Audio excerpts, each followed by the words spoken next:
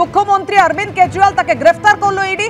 Priyanka Gandhi social মিডিয়ায় কি post করেছেন, মোদীকে নিশানা করেছেন প্রিয়াঙ্কা গান্ধী। দিল্লির মুখ্যমন্ত্রীকে এভাবে গ্রেফতার করা সম্পূর্ণ অসাংবিধানিক। রাজনীতিকে এতটা নিচে নামিয়ে নিয়ে আসাটা প্রধানমন্ত্রীর পক্ষে শোভা পায় না। দেশের সবথেকে বড় বিরোধী দল কংগ্রেসের ব্যাংক অ্যাকাউন্ট ফ্রিজ করা হয়েছে। ইডি, সিবিআই, আয়কর দপ্তর লাগিয়ে বিরোধী দলের নেতাদের উপর ক্রমাগত চাপ তৈরি করা হচ্ছে। এর আগে একজন মুখ্যমন্ত্রীকে জেলে ঢুকিয়েছেন, এখন আরো একজন মুখ্যমন্ত্রীকে জেলে ভরার রাস্তা তৈরি করলেন। স্বাধীন ভারতের ইতিহাসে এরকম নির্লজ্জ দৃশ্য প্রথমবার দেখা গেল। সোশ্যাল মিডিয়ায় পোস্ট করেছেন প্রিয়াঙ্কা গান্ধী। অরবিন্দ কেজরিওয়ালের গ্রেফতারের পর বিজেপিকে নিশানা করেছেন প্রধানমন্ত্রী নরেন্দ্র মোদীকে নিশানা করে এভাবে পোস্ট করেছেন প্রিয়াঙ্কা গান্ধী।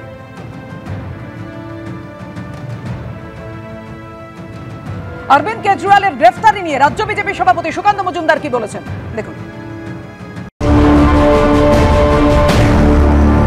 ঝাড়খণ্ডের হেমন্ত সোরেন হোক বা এই মদ কাণ্ডে দিল্লির উপমুখ্যমন্ত্রী সিসোদিয়া সাহেব হোক, তো সিসোদিয়া সাহেবেরা এবং হেমন্ত সোরেন দুজনেই তো চেষ্টা করছেন জামিনের জন্য। কেন জামিন পাচ্ছেন না?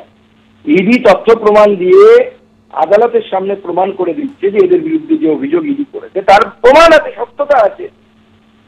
সত্যতা প্রমাণ থাকলে তো আদালত আপনাকে জামিন দিচ্ছে না, সেই জন্য তো জামিন দিচ্ছে না।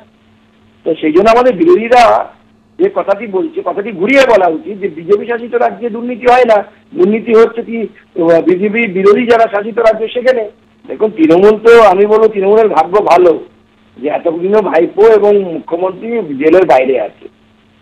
ভাগ্য ভালো আমার মনে হচ্ছে, ভালো জ্যোতিষী দেখার মনে হচ্ছে, নাহলে এতদিন তো জেলের ভেতরে থাকার কথা ছিল। জমি দুর্নীতি মামলায় আপনারা জানেন ঝাড়খণ্ডের মুখ্যমন্ত্রী হেমন্ত সোরেনকে গ্রেফতার করে ইডি। এবার আবগারি দুর্নীতির মামলায় দিল্লির মুখ্যমন্ত্রী অরবিন্দ কেজরিওয়ালকে গ্রেফতার করেছে ইডি। আমরা শুনবো কুণাল ঘোষ তিনি কি বলেছেন, তৃণমূলের রাজ্য সাধারণ সম্পাদক। দেখুন। ভোট ঘোষণার পর ভোট প্রক্রিয়া চলাকালীন যেভাবে দিল্লির মুখ্যমন্ত্রীকে গ্রেফতার করা হলো, তাতে এটা বোঝা যাচ্ছে বিজেপি মরিয়া হয়ে গিয়েছে। মরিয়া, পায়ের তলা থেকে জমি সরছে, জনগণ সঙ্গে নেই, দেশবাসী সঙ্গে নেই।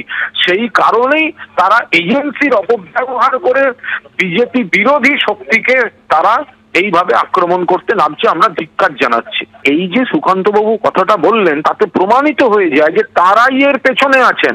পশ্চিমবঙ্গের মানুষ একটা দুর্গ তৈরি করেছে, সেই জায়গায় দাঁড়িয়ে এই ধরনের কথাবার্তা বাংলার মানুষ সহ্য করবেন না। আগামী লোকসভা নির্বাচনের 42টা সুকান্তবাবু আগে বালুরঘাট জিতে আসুন, তারপর কথা বলবেন।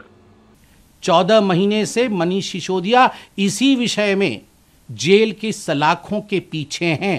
कोई ऐसा कोर्ट हिंदुस्तान में बाकी नहीं है जहां आम आदमी पार्टी और अरविंद केजरीवाल जी ने जाके झूठ का पुलिंदा फैलाने की कोशिश नहीं की हो, मगर उसके बावजूद किसी कोर्ट से मनीष सिसोदिया को रिलीफ नहीं मिला। संजय सिंह बड़े बड़े भाषण दे रहे थे, जेल के अंदर हैं, आज भी उन्हें रिलीफ नहीं मिला है। तथ्यों के आधार पर काम करती है कोर्ट, तथ्यों के आधार पर काम करते हैं ये जो जांच एजेंसी है। ये गेट के बाहर घर के सामने बड़े बड़े वचन से, ड्रामा से कुछ नहीं होता है। अतसी जी कह रही हैं अरविंद केजरीवाल एक व्यक्ति नहीं है, वो एक आइडिया है। I should say he is a bad idea.